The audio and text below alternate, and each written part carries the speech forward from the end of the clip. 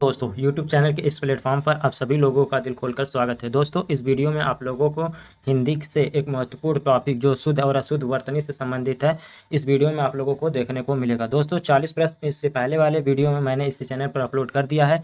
40 के बाद यानी 41 नंबर से जो प्रश्न है इस वीडियो में आप लोगों को देखने को मिलेगा। तो चलिए दोस्तों बिना किसी देरी के हम लोग आज के पहले प्रश्न की तरफ बढ़ते हैं। प्रश्न है हमारा, शुद्ध शब्द चुनिए। क्या रामायण लिखा गया है, रामायण, रामायण या रामायण? ठीक, तो 41 में क्या हो जाएगा दोस्तों, फटाक से इस शब्दों को बताइए कि इनमें से कौन सा सही है। तो दोस्तों हमारा क्या हो जाएगा, तो सभी लोग जानते हैं, तो 41 में क्या करेंगे, तो हमारा ऑप्शन नंबर बी सही जवाब हो जाएगा। जहाँ पे र आ जाता है दोस्तों, आप सभी लोग जानते हैं, जहाँ पे र आ जाता है वहाँ पे जो न है वो किस में बदल जाता है, तो ड़ में बदल जाता है। ठीक है दोस्तों, किस में बदल जाता है, तो ड़ में, इसलिए यहाँ पर क्या हो जाएगा, तो ऑप्शन बी वाला सही जवाब हो जाएगा। ठीक है, चलिए आगे बढ़ते हैं। दिन रात अध्ययन करके, इतना बड़ा जो प्रश्न दिया गया इससे कोई मतलब नहीं, अध्ययन को वह शुद्ध रूप पूछेगा कि कौन सा लिखा गया है। ठीक है, बाकी का आप लोग प्रश्न पढ़ना चाहे तो पढ़ सकते हैं। बाकी आप लोग ऑप्शन देखिए, अध्ययन, बी करा अध्ययन, सी करा अध्ययन और डी करा अध्ययन। ठीक है, तो चारों ऑप्शनों को देखिए और 42 में बताइए कि क्या ऐसा ऑप्शन होगा जो कि अध्ययन का शुद्ध रूप है। ठीक है दोस्तों, क्या बताना है, कि शुद्ध रूप ही बताना है। देख लीजिए यहाँ से, तो क्या हो जाएगा, तो हमारा ऑप्शन नंबर बी ही सही जवाब हो जाएगा। ठीक है दोस्तों, यानी कि 41 और 42 दोनों में हमारा क्या हो जाएगा, तो ऑप्शन नंबर बी सही जवाब हो जाएगा। चलिए प्रश्नों की श्रृंखला में आगे की तरफ बढ़ते हैं दोस्तों। प्रश्न नंबर 43 क्या कह रहा है कि दिए गए शब्दों में शुद्ध वर्तनी वाला शब्द है, सर्वोत्तम, संस्कृत, कीर्ति या डी कह रहा है कि इनमें से कोई नहीं। तो 43 में क्या हो जाएगा दोस्तों, आप सभी लोग बताइए। तो शुद्ध रूप की बात किया जाए दोस्तों, यहाँ पर शुद्ध पूछा हुआ है, तो शुद्ध में क्या है, तो हमारा ऑप्शन नंबर ए सही जवाब हो जाएगा। ठीक है दोस्तों, क्या हो जाएगा, तो हमारा ऑप्शन नंबर ए सही जवाब हो जाएगा। वही सांसारिक नहीं होता है, सांसारिक होता है। ठीक है दोस्तों, सांसारिक होता है, यानी कि बी वाला भी गलत दिया है। कीर्ति में त में छोटा ई की मात्रा लगा रहेगा। ठीक है दोस्तों, कीर्ति में क्या रहेगा, तो छोटा ई की मात्रा लिखा रहेगा, कीर्ति ऐसे लिखा जाता है दोस्तों। ठीक है, वही सांसारिक नहीं होता है, सांसारिक होता है। ठीक है दोस्तों, सांसारिक होता है, संसार प्लस ई, तो क्या होता है, संसारिक। ठीक है दोस्तों, उसको भी आप लोग लिख लीजिए, संसारिक। ठीक है, चलिए ये इसका शुद्ध रूप है संसारिक का। प्रश्न नंबर 44 देख लीजिए दोस्तों, कह रहा है कि शुद्ध वर्तनी चुनिए। ऑप्शन ए कह रहा है शमशान, बी कह रहा है, भी देख लीजिए शमशान लिखा है, श्मशान या श्मशान। ठीक है, 44 में क्या होगा दोस्तों, बताइए कि ऐसा कौन सा है चारों ऑप्शन में से जो शुद्ध रूप में लिखा गया है। तो जो ऑप्शन नंबर सी में दिया गया है दोस्तों, वो शुद्ध रूप में लिखा गया है। ठीक है, चलिए एक बहुत ही महत्वपूर्ण प्रश्न, जो कि मुझे लग रहा है कि पिछले 15 सालों से प्रश्न पूछा जा रहा है कि श्रृंगार का शुद्ध रूप कौन सा है। मुझे लग रहा है कि मेरे होश में ये 15 से ज़्यादा बार परीक्षाओं में पूछा जा चुका है प्रश्न। यहाँ तक कि बीटीसी में भी हम लोग जब कर रहे थे तो ये एक बार प्रश्न पूछा गया था। ठीक है दोस्तों, तो 45 में बताइए कि क्या शुद्ध रूप होगा दोस्तों। तो इससे तो हम बिना ऑप्शन की तरह ही बता दे रहे हैं कि जो ऑप्शन नंबर बी है वो बिल्कुल इसका सही जवाब हो जाएगा। हिंदी का एक महत्वपूर्ण एक आईएमपी प्रश्न है, इसे आप लोग आईएमपी में लिख लीजिए, बहुतों बार ये प्रश्न पूछा गया है दोस्तों। चलिए प्रश्न नंबर 46 क्या कह रहा है कि शुद्ध वर्तनी का चयन कीजिए। अध्येता होगा, अधियता होगा, अध्यात होगा या अध्येयता होगा। तो 46 में भी आप लोगों को कोई कंफ्यूजन नहीं होना चाहिए दोस्तों। क्या हो जाएगा, तो हमारा ऑप्शन नंबर ए सही जवाब हो जाएगा। ठीक है दोस्तों, क्या हो जाएगा, तो हमारा ऑप्शन नंबर ए सही जवाब हो जाएगा। चलिए प्रश्न नंबर 47 और 48 को देख लेते हैं। क्या कह रहा है कि सही वर्तनी वाले शब्द को चुनना है। तो यानी कि 4 ऑप्शन दिए गए हैं, तो 3 गलत ही होगा। अब बताइए कि उसमें से एक सही कौन सा है। तो 47 में क्या करेंगे दोस्तों, तो हम लोग ऑप्शन नंबर सी वाला सही जवाब हो जाएगा। ठीक है, क्या हो जाएगा, तो शारीरिक हो जाएगा। ठीक है दोस्तों, शरीर प्लस इक से बना है, तो क्या हो जाएगा, शारीरिक।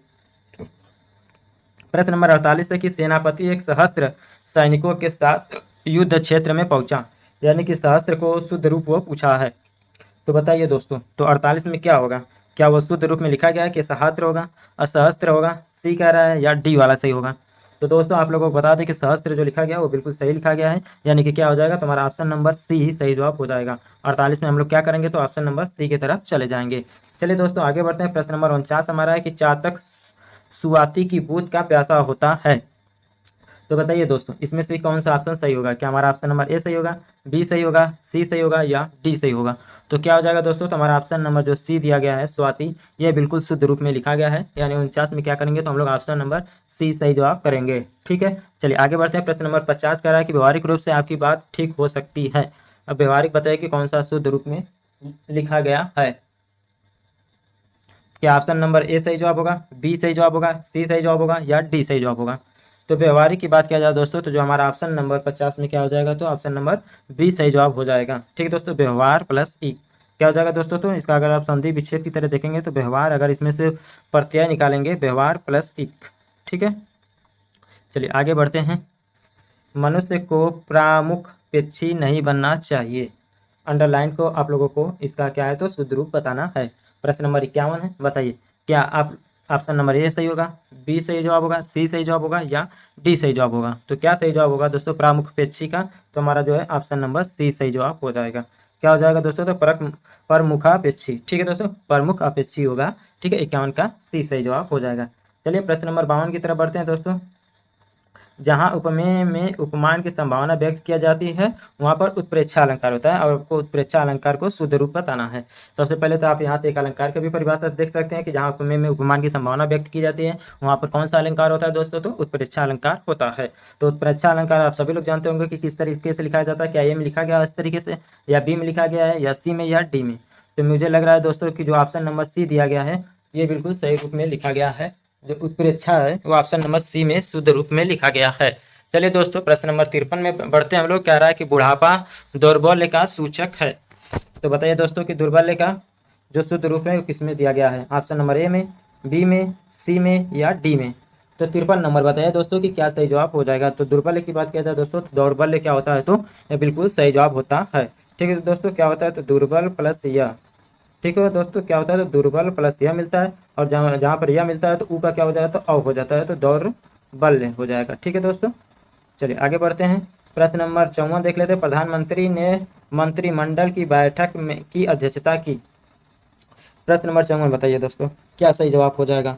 क्या ऑप्शन नंबर ए सही जवाब होगा, बी सही जवाब होगा, सी सही जवाब होगा या डी सही जवाब होगा।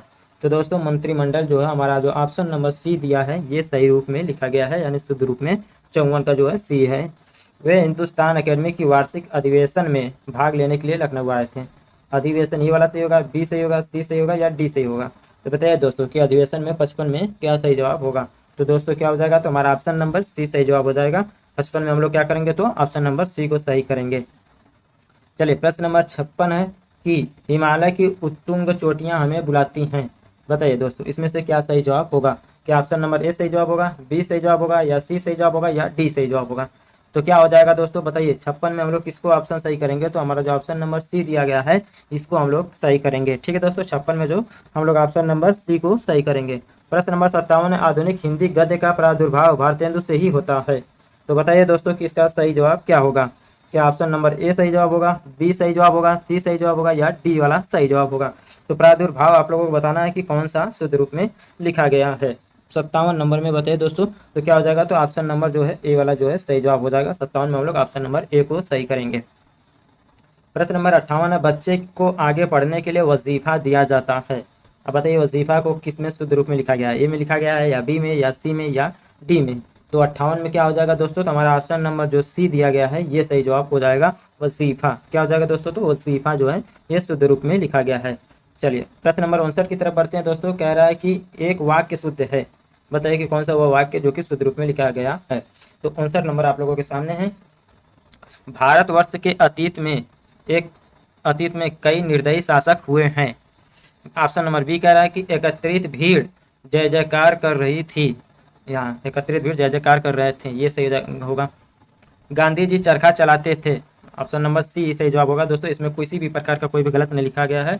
यहाँ पर देखिए एक एक करके जब लिखा गया तो प्रत्येक छात्र क्यों लिखा गया, एक एक करके कक्षा से छात्र निकाले गए, एक एक करके छात्र कक्षा से निकाले गए, प्रत्येक नहीं रहेगा तो ये भी गलत हो जाएगा। भारतवर्ष के अतीत में, भारतवर्ष में कई निर्दयी शासक हुए, यहाँ अतीत में यहाँ पर लिखने की कोई जरूरत नहीं है। ठीक है दोस्तों, यानी कि 59 में हमारा क्या हो जाएगा, तो ऑप्शन नंबर सी सही जवाब हो जाएगा। आगे बढ़ते हैं। प्रश्न नंबर 60 है दोस्तों, छात्र अनुशासन प्रिय होना चाहिए। निम्न वाक्य में से शुद्ध वाक्य का चयन चिन्हित करना है। युद्ध मनुष्य को अमानवीय बनाता है। बिल्कुल सही कह रहा है दोस्तों, यानी कि इसमें जब यही हो सकता है हमारा ऑप्शन। साधनों का विकास करने होंगे, ये भी कुछ गलत लग रहा है। साधनों का विकास करना पड़ेगा, करने होंगे नहीं। नदी के किनारे बहुत पेड़ खड़ा है लिखा गया, जो कि खड़े होने चाहिए, ऐसा होगा। यानी कि 60 में क्या होगा, तो ऑप्शन नंबर बी सही जवाब हो जाएगा। चलिए प्रश्न नंबर 61 क्या कह रहा है दोस्तों, बताइए कि निम्नलिखित में से कौन सा वाक्य शुद्ध है। रमेश की आंख से आंसू बह रहे थे। ठीक है, तो ऑप्शन नंबर बताइए दोस्तों कि कौन सा शुद्ध होगा। आंख से होगा या आंखों से, रमेश की आंखों से, जबकि आंसू जब बहेगा तो दोनों आंखों से बहेगा, तो आंख से नहीं आंखों से होना चाहिए, यानी कि हमारा ऑप्शन नंबर ए वाला सही नहीं होगा। गुरु जी आप मेरी कुटिया में पधरे, पधरे नहीं पधारे होगा। मैं कृतज्ञ हुआ, कुकृत्य नहीं कृत, ठीक है, पधारे होगा। तो ऑप्शन नंबर बी भी गलत हो जाएगा। सारा राज्य उसके लिए एक हाथी थी, ये सही हो सकता है। यानी कि 61 में क्या करेंगे दोस्तों, तो हम लोग ऑप्शन नंबर सी करेंगे। पेड़ पर एक चिड़िया बैठी थी जिसके सतरंगे पंख हैं, ठीक, ये भी अच्छा नहीं। यानी कि ऑप्शन नंबर क्या करेंगे, तो ऑप्शन नंबर सी करेंगे। ठीक है दोस्तों, प्रश्न नंबर 62 है, निम्नलिखित में से कौन सा वाक्य शुद्ध है। प्रत्येक को दो दो पुस्तकें दीजिए, प्रत्येक को दो दो पुस्तकें दीजिए। ठीक है, और चलिए 62 में देखिए और क्या होगा, ऑप्शन देख लीजिए। 62, प्रत्येक को दो पुस्तकें दीजिए, दो दो पुस्तकें तो अच्छा नहीं था, प्रत्येक को दो पुस्तकें दीजिए, ये सही हो सकता है। हर एक को दो दो पुस्तकें दीजिए, दो दो, ये भी गलत है। प्रत्येक व्यक्ति को दो पुस्तकें दीजिए, प्रत्येक व्यक्ति को, प्रत्येक को दो पुस्तकें, यानी कि ऑप्शन नंबर बी ही सही जवाब हो जाएगा। 62 में क्या हो जाएगा दोस्तों, तो ऑप्शन नंबर बी सही जवाब हो जाएगा। चलिए प्रश्न नंबर 63 देख लेते हैं, तुम सबसे सुंदरतम हो, तुम सबसे सुंदर हो होना चाहिए। ठीक है दोस्तों, यानी कि ऑप्शन नंबर ए भी गलत है, तुम सुंदरतम हो नहीं, तुम सुंदर हो। एक फूल की माला लाओ, ये सही है, शुद्ध रूप में लिखा गया। मैं तो अवश्य ही जाऊंगा, मैं तो अवश्य जाऊंगा, अवश्य ही, यानी कि 63 का क्या हो जाएगा, तो ऑप्शन सी सही जवाब हो जाएगा। प्रश्न नंबर 64 है, कौन सा वाक्य शुद्ध लिखा गया है। क्या तुम दिल्ली जा रहे हो, यानी कि जा रहे हो तो क्वेश्चन कर रहा है, तो विस्मयादि बोधक चिन्ह नहीं होना चाहिए, यानी कि ऑप्शन नंबर तो ए नहीं होना चाहिए। सी कह रहा है कि क्या तुम दिल्ली जा रहे हो, इसमें भी सी, इसमें क्या जा रहे हो दिल्ली, इसमें कोई करता है ही नहीं, क्या तुम दिल्ली जा रहे हो, यानी कि ऑप्शन नंबर क्या है, तो बी सही जवाब लग रहा है, एकदम सही है, लग रहा है नहीं, एकदम बिल्कुल सही ही है दोस्तों। 64 में क्या हो जाएगा, तो ऑप्शन नंबर बी ही सही जवाब होगा। क्योंकि दोस्तों आप लोग देख रहे हैं यहाँ पर तो दोनों में जो है कि क्वेश्चन मार्क दिया गया है, जबकि यहाँ पर जो ये चिन्ह लगाया है वो विस्मयादि बोधक चिन्ह का लगाया है, इसलिए तो आप सीधे इन दोनों ऑप्शनों को काट सकते हैं। क्या जा रहे हो दिल्ली, इसमें कर्ता का पता ही नहीं कि कौन दिल्ली कहाँ जा रहा है। ठीक है दोस्तों, और बी में क्या है, तो देख लीजिए, क्या तुम दिल्ली जा रहे हो, यहाँ पर क्वेश्चन मार्क भी दिया गया है, यहाँ कर्ता भी दिया गया है, यहाँ पर जगह का भी नाम दिया गया है, यानी कि क्या हो जाएगा, तो हमारा ऑप्शन नंबर बी बिल्कुल सही जवाब है। प्रश्न नंबर 65 है दोस्तों, बहुत ही अच्छा और इंपॉर्टेंट है, एक गाय दो घोड़े एक बकरी मैदान में चल रहे हैं, इसका शुद्ध रूप बताना है। तो 65 में क्या होगा बताइए दोस्तों। तो दोस्तों जहाँ पर आखिरी में इसके क्रिया के हिसाब से जितने कर्ता होते हैं उस हिसाब से क्रिया रहती है। ठीक है दोस्तों, चलिए, एक गाय दो घोड़े एक बकरी मैदान में चल रहे हैं, नहीं ये नहीं होगा। भी कह रहा है कि एक गाय दो घोड़े एक बकरी मैदान में चल रही हैं, एक गाय दो घोड़े और एक बकरी मैदान में चल रही है, क्या ये सही है दोस्तों। जी हाँ, ये बिल्कुल सही लग रहा है, एक गाय दो घोड़े और एक बकरी मैदान में चल रही हैं। चले आगे बढ़िए, बाघ और बकरी एक घाट पानी पीती है, शुद्ध वाक्य चुनिए। बाघ और बकरी एक घाट पर पानी पीते हैं, बाघ और बकरी एक घाट पानी पीते हैं, बाघ और बकरी एक घाट पर पानी पीता है, बाघ और बकरी एक घाट पर पानी पीते हैं। चारों ऑप्शनों को देखिए दोस्तों और बताइए कि 66 में क्या सही जवाब हो जाएगा। तो बाघ और बकरी एक घाट पर पानी पीते हैं, यानी कि क्या हो जाएगा, हमारा ऑप्शन नंबर ए सही जवाब हो जाएगा दोस्तों। चलिए आगे बढ़ते हैं, निम्नलिखित में से कौन सा वाक्य व्याकरण की दृष्टि से अशुद्ध है, वह दंड देने योग्य है, अशुद्ध बताना है। ये तो बिल्कुल 67 में क्या दिया गया है, तो ऑप्शन नंबर जो ए है वह दंड देने योग्य है।